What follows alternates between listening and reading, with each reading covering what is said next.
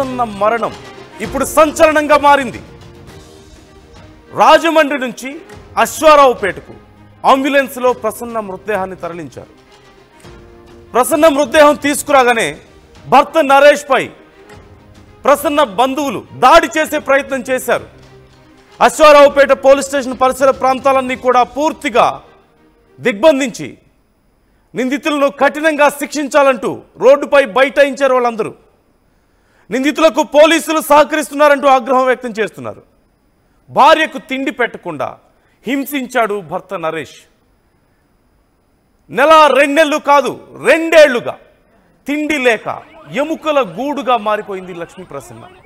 చివరికి ఆసుపత్రిలో చికిత్స పొందుతూ మృతి చెందింది. అయితే తిండి లేక ఎముకల అస్థిపంజరంగా మారిపోయి ఇక ప్రాణాలు కోల్పోతున్న సమయంలో తను కింద పడి దెబ్బలు తగిలి హాస్పిటల్ పాలైంది అంటూ భర్త నరేష్ ఒక కొత్త డ్రామాకు తెరతీశాడు. అయితే మా పాపని తమ డాక్టర్ని అత్యంత దారుణంగా హింసించి ఇలా ప్రాణాలు తీశారు అంటూ లక్ష్మీ ప్రసన్న తల్లిదండ్రులు, కుటుంబ సభ్యులు, బంధువులు అందరూ ఆందోళన వ్యక్తం చేస్తున్నారు. న్యాయం చేయాలంటూ డిమాండ్ చేస్తున్నారు. నరేష్ మీద దాడి చేసే ప్రయత్నం చేశారు. ఈ నేపథ్యంలో పోలీసులే వారిని అడ్డుకుంటున్నారని, పోలీసులు ఇదంతా కూడా పక్కదో పట్టించే ప్రయత్నం చేస్తున్నారంటూ వారు ఆరోపిస్తున్నారు. మనం చూస్తున్నాం, స్క్రీన్లో చూస్తున్నాం, ఆర్టీవీ మీకు ఎక్స్క్లూజివ్గా చూపిస్తోంది. పోలీసులతో వాగ్వాదాన్ని మనం చూస్తున్నాం. తమ పాపకి, తమ కూతురికి 2 సంవత్సరాల పాటు తిండి లేకుండా బయటకు రానివ్వకుండా బంధించి నరకం చూపించి ప్రాణాలు తీసినటువంటి వ్యక్తిని మాకు అప్పగించేయండి అంటూ వాళ్ళు డిమాండ్ చేస్తున్నారు. అసలు వాడు మనిషే కాదు, అలాంటి వాడికి బ్రతికే అర్హత లేదంటున్నారు. పోలీసులతో వాగ్వాదాన్ని మనం చూస్తున్నాం. మేము చెప్తున్న వార్త కానీ, చూపిస్తున్నటువంటి విజువల్స్ కానీ చూడడానికి కొంచెం కఠినంగా ఉండొచ్చు, కష్టంగా ఉండొచ్చు, సున్నిత మనస్కులు గాయపడవచ్చు. కానీ మీకు వార్తను క్లియర్గా చెప్పడమే మా ఉద్దేశం. జరిగినటువంటి విషయాన్ని మీకు చూపించడం మా ఉద్దేశం. యుఎస్ డిస్క్రిప్షన్ ఈజ్ అడ్వైజ్డ్, జాగ్రత్తలు తీసుకోవాలంటూ ఆర్టీవీ సూచిస్తోంది. గొడవ పడ్డాన్ని, పోలీసులతో వాగ్వాదానికి దిగడాన్ని మనం చూడొచ్చు. ఎలా తప్పుగా అర్థం చేసుకోగలం వాళ్ళ ఆగ్రహాన్ని. అయితే ఇక్కడ మరొక సంఘటన, A4గా ఉన్నటువంటి ఒక నిందితుడు ఈ కేసులో, అంటే నరేష్కు బావమర్దిగా చెప్తున్నారు. అతను పోలీస్ వెహికల్ డ్రైవ్ చేస్తూ ఉంటాడట, అంటే డిపార్ట్మెంట్కి అతి సన్నిహితంగా ఉంటాడు. అతను ఇక్కడ గొడవ జరుగుతుందని తెలిసి పోలీసుల వాహనాన్ని ఒక్కసారిగా అక్కడికి తీసుకొచ్చి అతన్ని తప్పించే ప్రయత్నం చేశాడట. నరేష్ని ప్రశ్నిస్తుంటే నరేష్ మీద ఎక్కడ దాడి చేస్తారా అని పోలీసుల వాహనాన్నే తీసుకొచ్చి అక్కడి నుంచి తప్పించే ప్రయత్నం చేశాడని, అలాగే మన స్క్రీన్లో చూస్తున్నాం, పోలీసు వాహనాన్ని తీసుకొచ్చి పోలీసులందరినీ అక్కడికి తీసుకొచ్చి అక్కడ ఆందోళన చేస్తున్న వాళ్ళ మీద జులుం ప్రదర్శించి వాళ్ళందరినీ అక్కడి నుంచి తరిమి వేసే ప్రయత్నం, వాళ్ళందరినీ భయపెట్టే ప్రయత్నాన్ని మనం చూస్తున్నాం. తమ కూతురు చిత్రవద అనుభవించి 2 సంవత్సరాల పాటు తిండి లేక ఎముకల గూడుగా మారిపోయి చివరికి ప్రాణాలు కోల్పోతే ఆ దుర్మార్గుడి మీద వాళ్ళు తిరగబడితే వాళ్ళ మీద పోలీసుల్ని ప్రయోగిస్తున్నాడు. A4 నిందితుడిగా ఉన్నాడు ఆ నరేష్ బావుమర్ది, వరుసకు బావుమర్ది అవుతాడంటూ తెలుస్తోంది. మనం చూస్తున్నాం స్క్రీన్లో, పోలీసులందరూ అక్కడ వాళ్ళని ఆపే ప్రయత్నం చేస్తున్నారు. అయితే కింద ఒక వ్యక్తి పడిపోయి ఉన్నాడు. ఆ వ్యక్తే ఆ యువతిని 2 ఏళ్ల పాటు తిండి లేకుండా, బయటికి రానివ్వకుండా, బయట ప్రపంచంతో సంబంధం లేకుండా దారుణంగా హింసించి నరకం చూపించి ఆ యువతి ప్రాణాలు తీసింది అదిగో ఆ వ్యక్తే. ఆ వ్యక్తి మీద దాడి చేసే ప్రయత్నం చేశారు ఆ యువతి బంధువులు. దాడి చేయడం ఖచ్చితంగా తప్పనే మనం చెప్పగలుగుతాం. కానీ వాళ్ళ ఆగ్రహాన్ని మనం అర్థం చేసుకోవాలి కదా. వాళ్ళ మీద పోలీసు జులుం ప్రదర్శించే ప్రయత్నం జరుగుతున్నట్లుగా తెలుస్తోంది. A4 నిందితుడిగా ఉన్న వ్యక్తి పోలీసులు రెచ్చగొట్టి, ఇంకా అందుతున్నటువంటి సమాచారం ప్రకారం, ఇంటర్నల్ సోర్సెస్ ప్రకారం పోలీసుల్లో కొంతమందికి అతను లంచాలు ఆశ చూపించాడు అంటూ సమాచారం అందుతోంది. ఒకవేళ అలాంటిది కనుక నిజమని తెలిస్తే ఖచ్చితంగా ఈ విషయంలో కఠిన చర్యలు తీసుకోవాల్సిన అవసరం ఉంది. వాళ్ళ గుండెలో బాదుకుంటున్నారు. గుండెలో బాదుకుంటూ అడుగుతున్నటువంటి పరిస్థితి చూస్తున్నాం. మమ్మల్ని ఆపొద్దు అంటూ ఆవేదన వ్యక్తం చేస్తున్నారు, వేడుకుంటున్నారు పోలీసుల్ని. ఎలా వాళ్ళ కోపాన్ని మనం తప్పుగా అర్థం చేసుకుంటాం? ఎలా వాళ్ళ ఆవేదనని మనం తప్పు పట్టగలుగుతాం? ఆ ప్లేస్లో మీరుంటే ఏం చేసేవాళ్ళు? మీ ఇంట్లో ఒక మహిళను, మీ కూతురునో, మీ అక్కనో, మీ చెల్లినో, అక్కడ మనం చూస్తున్నాం A4 ఎవరైతే పోలీసు వాహనాన్ని అక్కడికి తీసుకొచ్చి, ఇప్పుడు కారులోంచి దిగడాన్ని మీరు చూశారు. బోల్డ్ హెడ్ ఉన్నటువంటి ఒక పర్సన్, ఒక మిడిల్ ఏజ్ పర్సన్ని మీరు కారులోంచి దిగడం గమనించారు కదా. ఆ వ్యక్తే ఆ యువకుడిని తప్పించే ప్రయత్నం చేస్తున్నాడు. అక్కడి నుంచి వాళ్ళందరినీ అడ్డుకునే ప్రయత్నం చేస్తున్నాడు. పోలీసులందరినీ అక్కడికి తీసుకొచ్చి పోలీసుల్ని మోహరించే ప్రయత్నం చేస్తున్నాడు. పోలీసులు ఆ వ్యక్తిని బయటికి దించి పంపించి వేస్తున్నటువంటి తీర్మానం చూస్తున్నాం కదా. ఎందుకు తీసుకొచ్చావు అసలు వాహనం? ఎలా తీసుకొస్తావు నువ్వు మా పర్మిషన్ లేకుండా? పోలీసు వాహనాన్ని వాళ్ళ పర్మిషన్ లేకుండా ఇలా పర్సనల్ పనులకు ఉపయోగించుకోవడం అనేది ఖచ్చితంగా చట్టరీత్యా నేరం. అంటే ఒక 2 ఏళ్ల పాటు ఆ యువతిని అంత దారుణంగా చిత్రహింసలు పెడుతున్నాడని తెలిసిన వ్యక్తి అతను. అంటే అతను సపోర్ట్ చేస్తున్నాడా? ఆ భర్తకి అతను సపోర్ట్ చేస్తున్నాడు. కేసును పక్కదో పట్టించే ప్రయత్నం చేస్తున్నాడు. ప్రశ్నిస్తున్న, ఆందోళన వ్యక్తం చేస్తున్న వాళ్ళ మీదే జులుం ప్రదర్శించే ప్రయత్నం చేస్తున్నాడు. వాళ్ళనే బెదిరించే ప్రయత్నం చేస్తున్నాడు. ఇంతకంటే దారుణం ఇంకేదైనా ఉంటుందా అసలు? ఇంతకంటే రాక్షసత్వం ఇంకేదైనా ఉంటుందా? ఎలాంటి మానసిక స్థితి అది? తన భార్యని 2 ఏళ్ల పాటు తిండి లేకుండా జీవోత్సవంలా మార్చి నరకం చూపించి చివరికి అస్థి పంజరంలా మారిపోతే, ప్రాణాలు కోల్పోతే, క్షణాలు లెక్క పెట్టుకుంటూ ఏదో ఒక రోజు తనకి ఈ నరకం నుంచి విముక్తి లభించదా అంటూ కొన ఊపిరితో ఎంతో ఆశతో ఎదురు చూసినటువంటి ఆ మహిళ ఏం పాపం చేసింది అసలు? ఏ పాపం చేస్తే మాత్రం ఇలాంటి ఒక శిక్ష విధిస్తారు? ఇలాంటి ఒక శిక్ష అసలు విధించే హక్కు అతనికి ఏముంది? ఇది ఖచ్చితంగా ఒక రకమైనటువంటి sadism. He must B a psycho. He is not normal. He is not a normal human being. ఒక సాధారణ మనిషి ఇలాంటి పని చేయగలుగుతాడా? ఒక మహిళని, తన భార్యని 2 ఏళ్ల పాటు తిండి తిప్పలు లేకుండా ఒక ఇంట్లో బంధించి, ఒక రూమ్లో బంధించి, ఎవరిని కలవనీయకుండా, ఎవరితో మాట్లాడకుండా, బయటకు వెళ్ళే అవకాశం లేకుండా ఇంత నరకం చూపించగలుగుతాడా ఒక సాధారణ మనిషి? కోపంతో చేసే పని కాదు ఇది. ఖచ్చితంగా ఆవేశంతో చేసే పని కాదు. ఒకవేళ పగున్నా సరే, ఏం జరిగింది అసలు? ఆ యువతి మీద ఎందుకు అలా చేశాడనేది పక్కన పెడితే రెండు కోణాల్లో ఆలోచిద్దాం. ఒకవేళ నిజంగా ఆ యువతి మీద ఏదైనా కోపం ఉన్నా, ఒకవేళ పగున్నా కూడా ఇలా ఎవరైనా చేయగలుగుతారు? మనిషి అనే వాళ్ళు ఎవరైనా చేయగలిగినటువంటి పనేనా ఇది? ఒక్కసారి ఆలోచించండి. మీ ఇంట్లో ఆడపిల్లకి ఇలా జరిగితే మీకు ఎలా ఉంటుంది? మీ ఇంట్లో ఒక మహిళకి, మీ కూతురుకో, మీ చెల్లికో, మీ అక్కకో, మీ ఇంట్లో ఒక మనిషికి 2 ఏళ్ల పాటు తిండి పెట్టకుండా ఒక వ్యక్తి బయట సమాజాన్ని చూపించకుండా, బయటకు వెళ్ళనీయకుండా, ఎవరితో మాట్లాడనీయకుండా ఒక రూమ్లో వేసి చిత్రవద చేసి శారీరకంగా, మానసికంగా హింసించి ఆ యువతిని ఒకవేళ చంపితే, ఆ యువతి ప్రాణాలు తీస్తే మీకు ఎలా ఉంటుందో తెలిస్తే? మీ ఇంట్లో మనిషి అవ్వాల్సిన అవసరం లేదు. అసలు ఈ ఘటన వింటుంటే మీకేమనిపిస్తుంది? ఈ విషయం వింటుంటే మీకేమనిపిస్తుంది?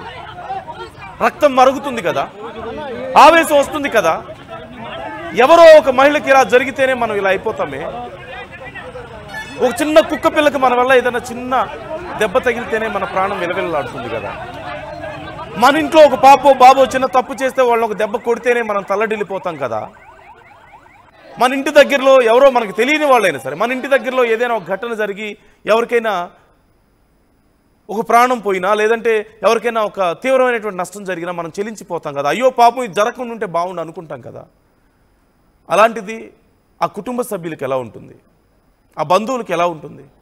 ఆ అమ్మకి, ఆ నాన్నకి, అన్నకి, వీళ్ళందరికీ ఎలా ఉంటుంది? అల్లారు ముద్దుగా పెంచుకొని తన జీవితం బాగుండాలని ఒక వ్యక్తికిచ్చి పెళ్లి చేసి పంపిస్తే అతను 2 ఏళ్ల పాటు తిండి పెట్టకుండా, బయట ప్రపంచంతో సంబంధం లేకుండా, బక్క చిక్కిపోతున్నా, హెల్త్ అంతా పాడైపోతున్నా, శరీరం మొత్తం కూడా స్కెల్టన్ లాగా మారిపోతే, అస్థిపంజరం లాగా మారిపోయి చిత్రవద అనుభవిస్తుంటే దాన్ని చూసి 2 ఏళ్ల పాటు అలా ఉన్నాడంటే, చివరికి ప్రాణం పోయిన తర్వాత కూడా మీ అమ్మాయి కాల్జారి కింద పడింది అని చెప్పి పేరెంట్స్ని నమ్మించే ప్రయత్నం చేశాడంటే ఎలాంటి మానసిక స్థితి? Is he normal? అసలు అది నార్మల్ మనిషికి ఉండేటువంటి మనస్తత్వమేనా? He must be abnormal, he must be a psycho. మరి 2 ఏళ్ల పాటు ఆ తల్లిదండ్రులు దీన్ని ఎందుకు గుర్తించలేకపోయారు? ఆ బంధువులు ఎందుకు గుర్తించలేకపోయారు? ఈ వివరాలన్నీ తెలుసుకుందాం. అసలు ఆ 2 ఏళ్ల పాటు ఎలా జరిగింది? కనీసం పక్కింటి వాళ్ళు, పొరుగింటి వాళ్ళు, లేదంటే తల్లిదండ్రులు, ఫ్రెండ్స్, లేదంటే బంధువులు ఎవరో ఒకళ్ళకి ఒక డౌట్ రాలేదా? 2 ఏళ్ల పాటు అసలు ఏమైపోయింది మా పాప, ఎలా ఉంది తన కుటుంబం అని డౌట్ రాలేదా? అసలు 2 ఏళ్ల పాటు ఇలా చేయగలిగాడంటే అతను మనిషేనా? ఒక మనిషి అది అలాంటివి వింటేనే మనం తట్టుకోలేకపోతున్నామే. చిన్న చిన్న వాటికే మనం చాలా బాధపడతాం కదా. 2 ఏళ్ల పాటు అలా చేయగలిగాడంటే he's not normal, he's abnormal. Abnormal అని చెప్పడం కంటే కూడా ఇంకా అంతకంటే పెద్ద పదాన్ని ఏదన్నా వాడాలి. హీఈస్ ఎ సైకో, హీఈస్ ఎ సైకోపాత్.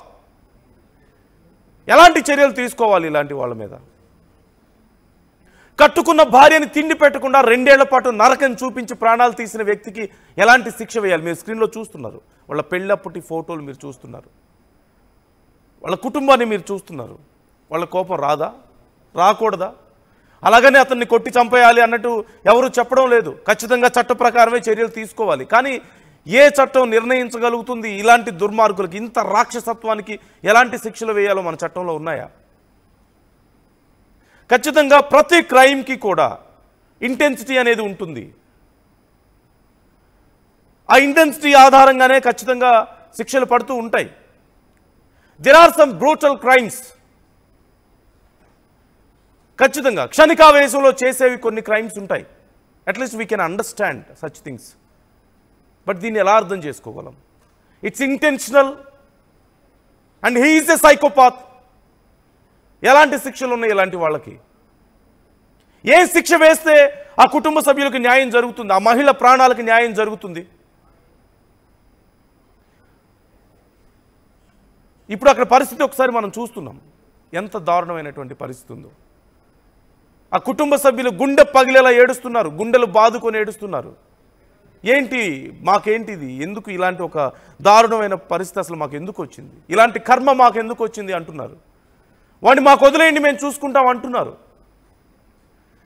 ఒక్కసారి అసలు వాళ్ళు ఏమడుగుతున్నారు పోలీసుల దగ్గర? పోలీసులు వాళ్ళ డ్యూటీ వాళ్ళు చేయడం తప్పులేదు. ఒకవేళ ఆ వ్యక్తిని కొంటి చంపేస్తామంటే ఇవ్వాలని ఎవరు చెప్పరు, చట్ట ప్రకారమే చర్యలు తీసుకోవాలి. కానీ వాళ్ళ కోపంలో న్యాయం ఉంది అక్కడ. ఒకసారి వాళ్ళు ఏమంటున్నారు చూద్దాం, అక్కడ పరిస్థితి ఏంటో చూద్దాం.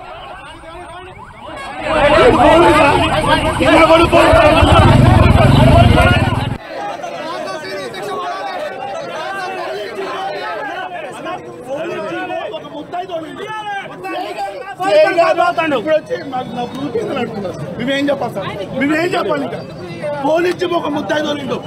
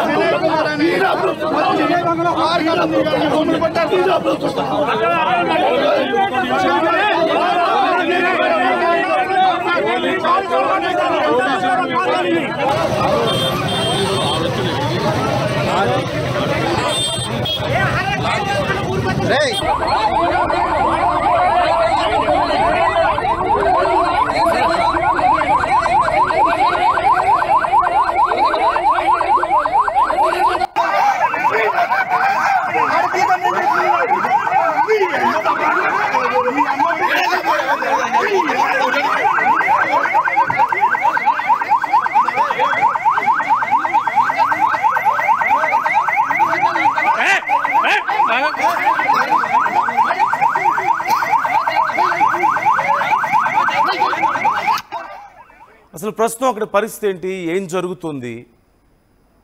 ఇక్కడ ఆందోళన చేస్తున్నటువంటి వాళ్ళకి పోలీసులు ఏం చెప్తున్నారు, వాళ్ళు ఏం అడుగుతున్నారు, ఎలాంటి న్యాయాన్ని వాళ్ళు కోరుకుంటున్నారు తెలుసుకుందాం. ఉదయ్ ఉన్నారు మనతో లైవ్లో సిద్ధంగా. ఉదయ్, ఏం జరుగుతుంది ఇప్పుడు అక్కడ? అసలు బంధువులు ఆ కుటుంబ సభ్యులు ఏం డిమాండ్ చేస్తున్నారు, అసలు మానసికంగా వాళ్ళ స్థితి ఏంటి? అండ్ బిఫోర్ దట్ ఒకసారి మాకు చెప్పండి, ఎక్స్ప్లెయిన్ చేయండి. 2 ఏళ్ల పాటు ఆ యువతిని అంత చిత్రవద చేస్తుంటే ఎందుకని ఆ విషయం బయటకు తెలియలేదు? కనీసం పక్కింటి వాళ్ళు లేదంటే ఇంకెవరో ఫ్రెండ్స్కి కానీ బంధువులకు కానీ ఇంట్లో ఫ్యామిలీకైనా ఆ విషయం తెలియలేదా? 2 ఏళ్ల తర్వాత ఆ యువతి ప్రాణాలు పోయిన తర్వాత ఇది ఎలా అసలు బయటకు వచ్చింది? కొంచెం మాకు ఆ డీటెయిల్స్ చెప్పండి. And what is the current situation?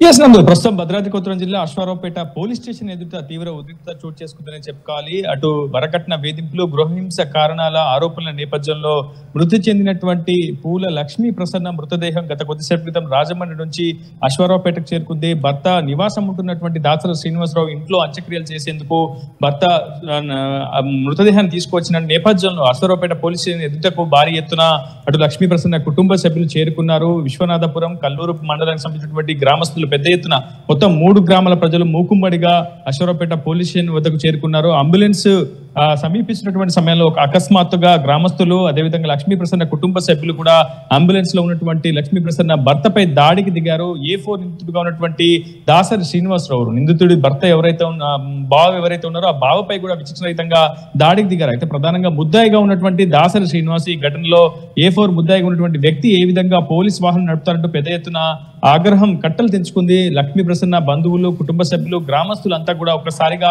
కోపోద్రిక్తులయ్యారు. కేసును నీరుగార్చేందుకు అటు ప్రయత్నిస్తున్నారంటూ కూడా పెద్ద ఎత్తున ఆరోపణలు చేస్తూ మూకుమ్మడిగా దాడులకు ప్రయత్నం చేశారు. అంబులెన్స్ లో ఉన్నటువంటి లక్ష్మీ ప్రసన్న భర్త ఎవరైతే సైకో సాడిస్ట్ గా ప్రవర్తించినటువంటి వ్యక్తి ఉన్నారో అతనిపై విచక్షణరహితంగా దాడి చేశారు, కాళ్లతో తన్నారు. అదేవిధంగా A4 ముద్దాయిగా ఉన్నటువంటి దాసన శ్రీనివాస్ పై కూడా దాడి చేసినట్టు మనకు సమాచారం అవుతుంది. ప్రస్తుతం హుటాహుటిన రంగంలోకి దిగినటువంటి భారీ పోలీసులు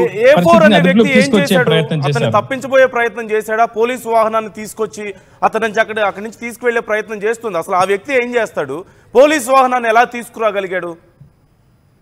లక్ష్మీ ప్రసన్న భర్త యొక్క బావ దాసరి శ్రీనివాసరావు ఈ కేసులో A4 నిందితుడిగా ఉన్నాడు. ప్రస్తుతం ఆయన రాజమండ్రి నుంచి లక్ష్మీ ప్రసన్న మృతదేహాన్ని ఒక ప్రత్యేక అంబులెన్స్ లో తీసుకొచ్చే ప్రయత్నం చేయడంలో అతను కూడా కీలకంగా ఉన్నాడు. అతడు అంబులెన్స్ నుంచి దిగి పెట్రోలింగ్ వాహనం వేసుకొని అక్కడ ఉన్నటువంటి పరిస్థితిని గమనించి వెంటనే హుటాహుటిన పెట్రోలింగ్ వాహనంలో పరారవుతున్నటువంటి సమయంలో అకస్మాత్తుగా గ్రామస్తులు, కుటుంబ సభ్యులు పెట్రోలింగ్ వాహనాన్ని, పోలీస్ వాహనాన్ని అడ్డుకునే ప్రయత్నం చేశారు. దాసరి శ్రీనివాసరావును దిగాలంటూ కూడా పూర్తిగా దాడి చేసే ప్రయత్నం చేశారు. ఈ నేపథ్యంలో అక్కడ ఉన్నటువంటి స్థానిక పోలీసులు వెంటనే అక్కడ పరిస్థితిని అదుపులోకి తీసుకొచ్చే ప్రయత్నం చేశారు. ప్రధానంగా లక్ష్మీ ప్రసన్న కుటుంబ సభ్యులు స్పష్టంగా డిమాండ్ చేస్తున్నది ఒకటే, లక్ష్మీ ప్రసన్న తీవ్రమైనటువంటి చిత్రహింసలకు గురైంది, గృహహింసకు గురైంది.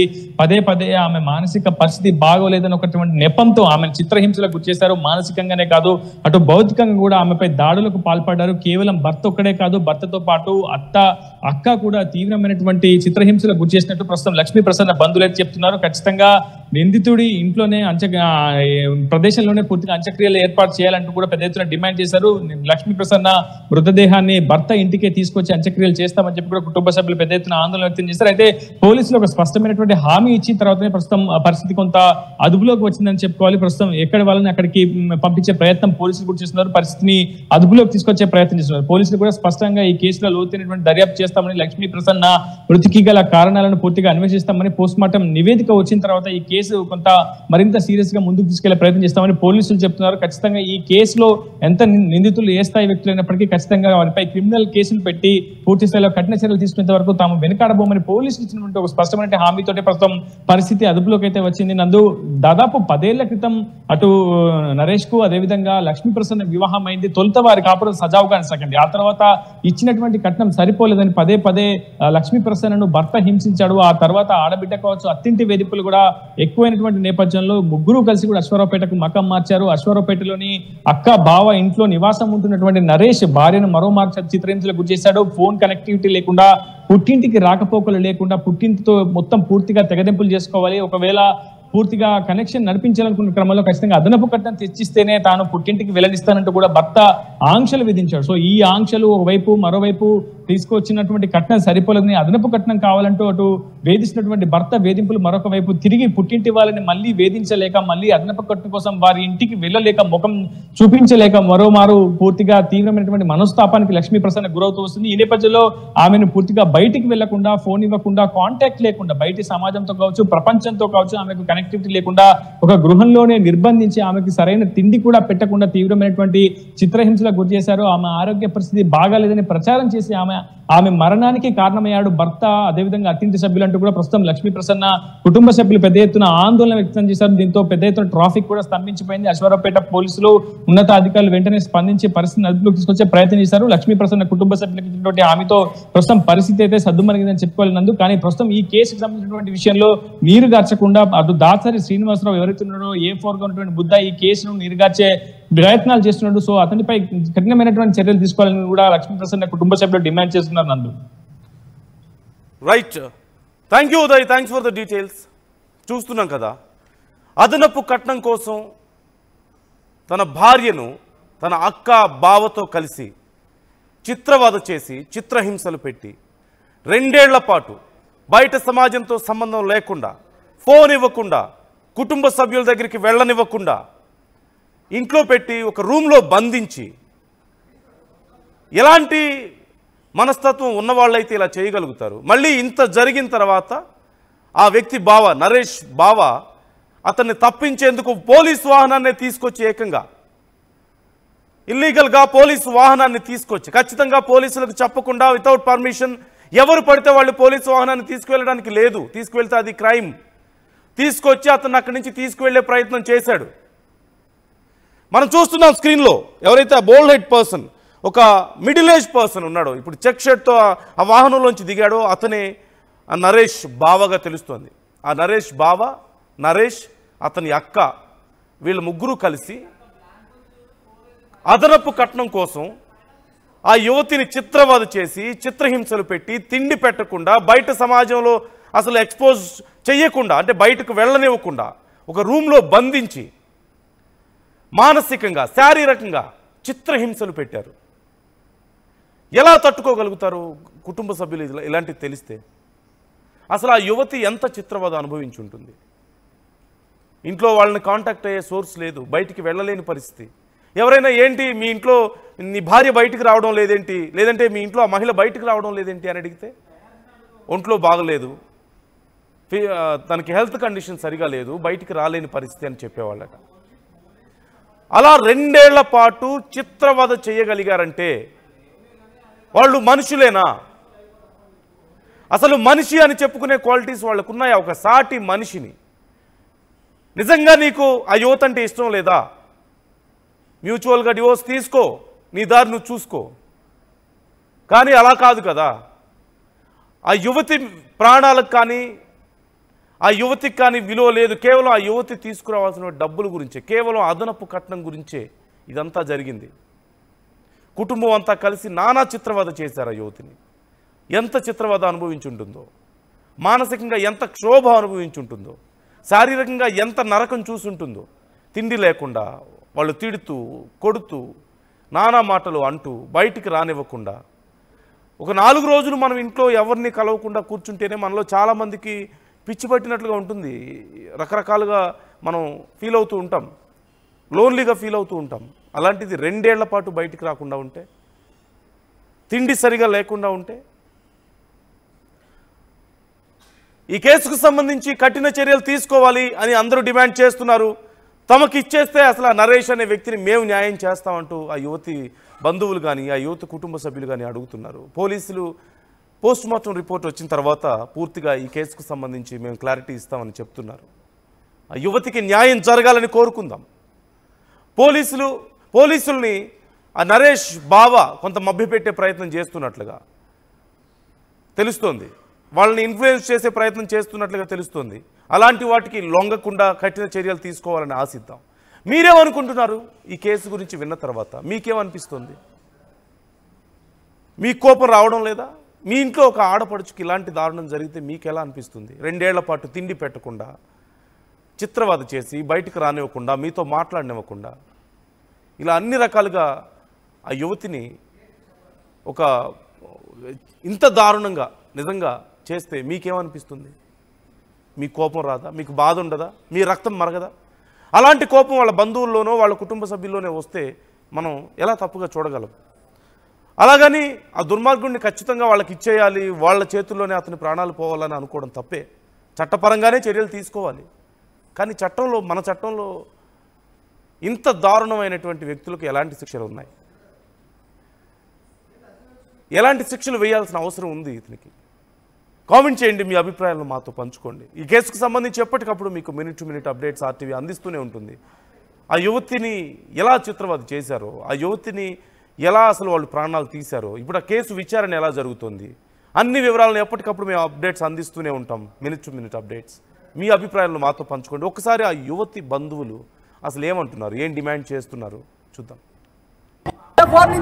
మీ పోలీసు వాళ్ళు వెహికల్ ఎలా ఇచ్చారండి? అంటే మీరు వాడికి ఇప్పుడే ప్రాణం పోయిన మనిషిని ఇంతవరకు దేశపోకముందే వాడికి తొందరగా మీరు వాడికి ఎంతవరకు ఇచ్చేస్తారండి? మీరు వాడికి న్యాయం ఏం చేస్తారండి? ఎంతవరకు న్యాయం చేయగలుగుతారు చెప్పండి. మీ వెహికల్ వాడు కాదంటే మాకు తెలియదని సిఐ గారు చెప్తున్నారు, SI గారు చెప్తున్నారు, మాకు తెలియదని వాళ్ళు చెప్తున్నారు. వాళ్ళ వెహికల్ ఎవరైనా వేసుకొని తిరగొచ్చు అండి. శ్రీనివాసరావు పోలీసు వెహికల్ వేసుకొని వాళ్ళ అంబులెన్స్ వెంబడి ఎందుకు వచ్చింది? అతనికి వెహికల్ ఎలా ఇచ్చారండి? మళ్ళీ అతనే డ్రైవింగ్ చేస్తాడండి, పక్కన కూర్చొని కూడా లేడు. అతను ప్రొడక్షన్ కూడా ఇవ్వట్లేదు. వీళ్ళే డైరెక్ట్ గా వాడే తోలుకొని వస్తాడండి. మాకు ఎక్కడ న్యాయం దొరుకుతుంది? ఇక 4 నెలల నుంచి అన్నం పెట్టకుండా మా చెల్లిని దారుణంగా చెప్పారండి వాళ్ళు. మనిషి పుణ్యం మీరే చూడండి. ఇంటేమంటే పుచ్చకాయలు ఏరుకుంటుందంటండి మా చెల్లి. వాళ్ళు శుభ్రంగా ఉంటారని మీరు రావద్దంటే మేము రాకుంటున్నామండి. వాళ్ళు మంచిగా ఉంటే చాలండి. అలాంటి మనిషిని సావనుగుతారండి. మమ్మల్ని రానియకుండా చేసి ముందు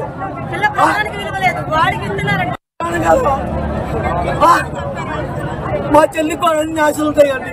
FRC చేసిందండి, FRC చదివింది మా చెల్లి. అలాంటి దాన్ని తీసుకొచ్చి వీడి చేతుల్లో పెట్టి 2 ఎకరాల మీద మామిడి తోట, 5 ఎకరం వరి మాగాని, 5 కుంటలు ఎర్రచందనంలో ఇచ్చామండి. వాడికి అంత దారుణంగా టార్చర్ చేసి సంపాదించిన పని ఏమో నీకు ఇష్టం లేకపోతే పంపిస్తే మేము చూసుకోమండి.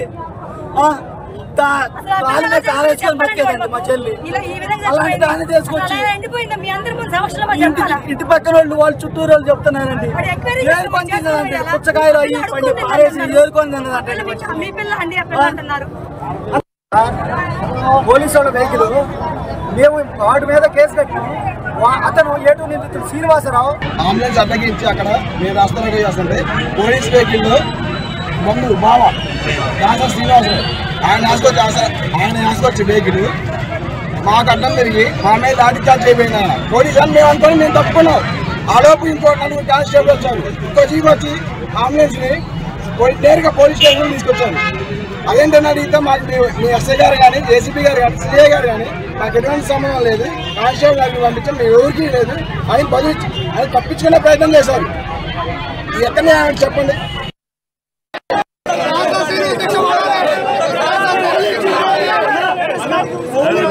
ఒక ముద్దాయి ఇప్పుడు వచ్చి నాకు చూపిందని అడుగుతున్నారు. మేమేం చెప్పాలి సార్? మేమేం చెప్పాలి? ఇంకా పోలీసు ఒక ముద్దాయి దొరిండు ఎట్లా